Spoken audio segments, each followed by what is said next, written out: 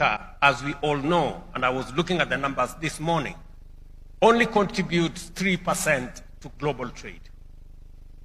And as we also know, intra-Africa trade, and I'm sure my brother Wamkele is here, is only 14% of all our trade.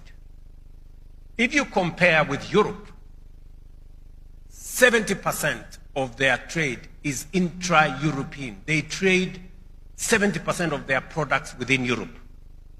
In Asia, they trade 60% of all their products and services within Asia. In Africa, we are only doing 14%. And that is why our contribution to global trade is only 3%, because we are not trading first and foremost with ourselves. And the reason why we are not trading with ourselves, and that is why the essence of COMESA, the reason why we are not trading with ourselves is because we have unlimited barriers. Just imagine that in the European Union, 26 countries, they have a single visa. Therefore, their people can move much more freely. In COMESA, with the, let's say, the tripartite agreement, we have 27 countries and 27 visas to be able to travel. Tell me, ladies and gentlemen, how we are going to catch up with the rest of the world if we are going to have this visa and that visa and the other visa to cross this border and the other border and the next border.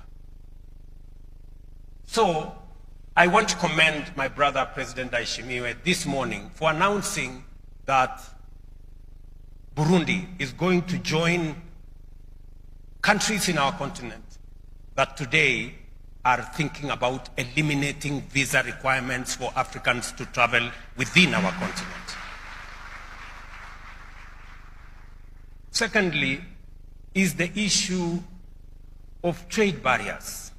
We have signed beautiful agreements, but we are not translating those agreements into real movement of products and people on the ground. Ladies and gentlemen, we must move from competition amongst ourselves to cooperation and collaboration. From exporting raw materials to building value chains that retain wealth within our borders. At the same time, the question of continental integration must go beyond trade agreements and shared markets. It must also embrace the free movement of people, goods, and services across our borders. True integration will only be achieved when an African can travel, work, and invest freely anywhere within our continent. I will give you some numbers.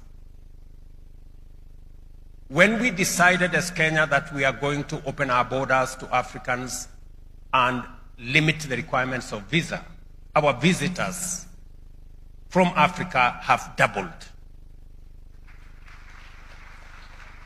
Africa's strength lies in its openness and unity.